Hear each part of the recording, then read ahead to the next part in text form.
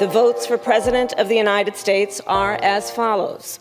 Donald J. Trump of the state of Florida has received 312 votes. Kamala Harris certified Donald Trump's election win. That's where we're starting the 7 from the Washington Post. I'm Hannah Jewell. It's Tuesday, January 7th. Let's get you caught up with today's 7 stories. It was a remarkable moment at the Capitol yesterday. Members of Congress gathered in a joint session to certify the results of the 2024 presidential election. The vice president had the ironic role of finalizing Trump's victory and her own defeat. Harris spoke about her role after the proceedings.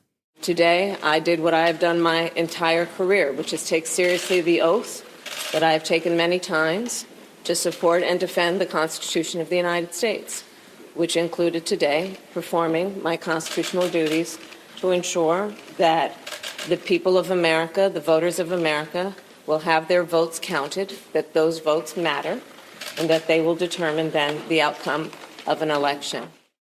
The certification was a speedy process, despite a snowstorm hitting Washington. The calm scene was a stark contrast to January 6, 2021, when a mob of Trump supporters violently disrupted the certification of Joe Biden's victory. 4 years after that incident, polling from YouGov shows that the number of Republicans who disapprove of the rioters has dropped to 50%, down from 3/4. Trump has said he will issue pardons for January 6th defendants on the day he's inaugurated. That's January 20th. Less than 2 weeks away.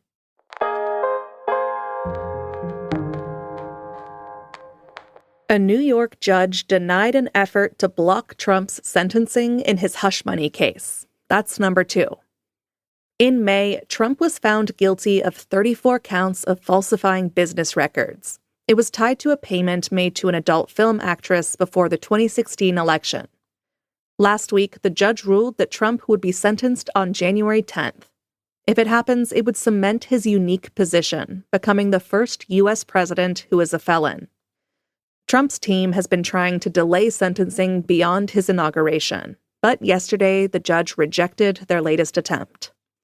In his ruling, Justice Juan Merchan said Trump's arguments related to presidential immunity were recycled from previous failed attempts. So Trump's sentencing remains set for Friday. But the judge has already said that he does not plan to impose any jail time on the president-elect.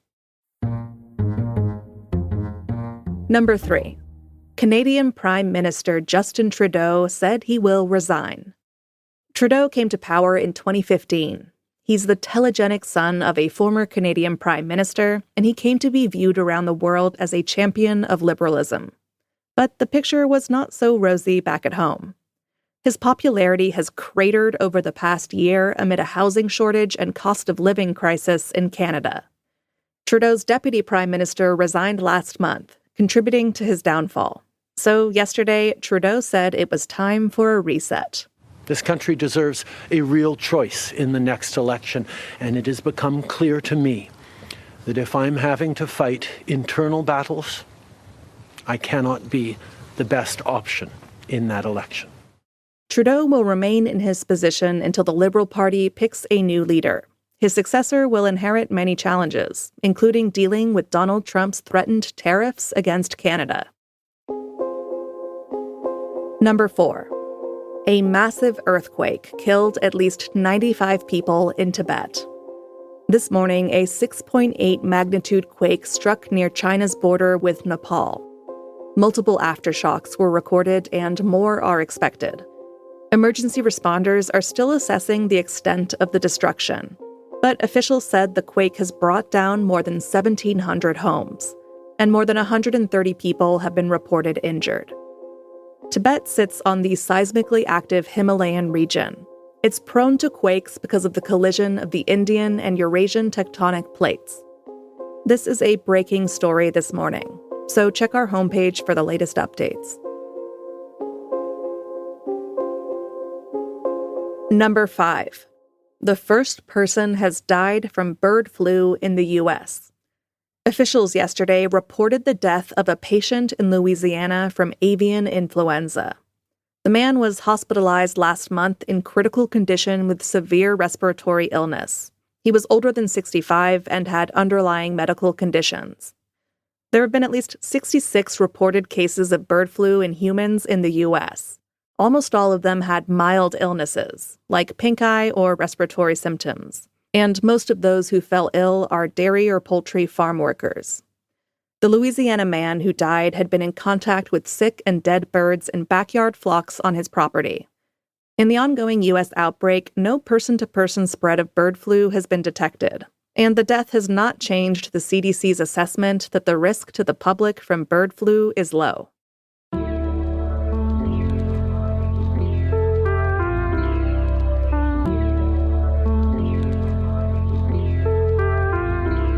Toxic forever chemicals from common medicines were found in treated wastewater. That's number 6. Forever chemicals are compounds, also known as PFAS, that are found in hundreds of household items. A mounting body of evidence suggests they can pose health risks to people, including cancer and infertility. A new study into these chemicals was published yesterday. It found that large municipal wastewater treatment plants are not capable of fully filtering out forever chemicals before they enter drinking water supplies.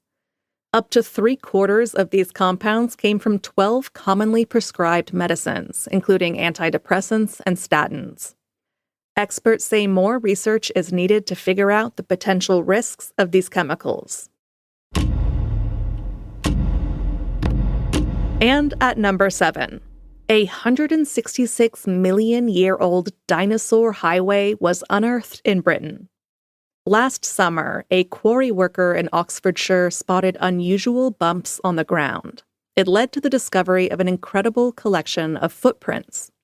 According to new research, they were left by at least 5 dinosaurs. 4 sets were probably left by Cetiosaurus, which were long-necked herbivores. A 5th set of tracks may have been left by a Megalosaurus, a 30-foot carnivore that typically weighed as much as an SUV. At one point, the tracks left by the carnivore and an herbivore intersect. That could mean they had an interaction, hopefully a friendly one. The scale of this Dinosaur Highway is pretty astonishing. In our newsletter today, you can see drone footage of the site. As usual, just follow the link in our show notes. All right, you're all caught up. For your next listen, check out our afternoon news podcast, Post Reports. That's where my colleagues dive deeper into the top stories of the day, featuring unparalleled reporting, expert insight, and clear analysis. Yesterday's episode looks at how the Islamic State is radicalizing people around the world, from a Taylor Swift concert threat in Vienna to the New Year's Day attack in New Orleans. I'm Hannah Jewell. I'll meet you back here tomorrow.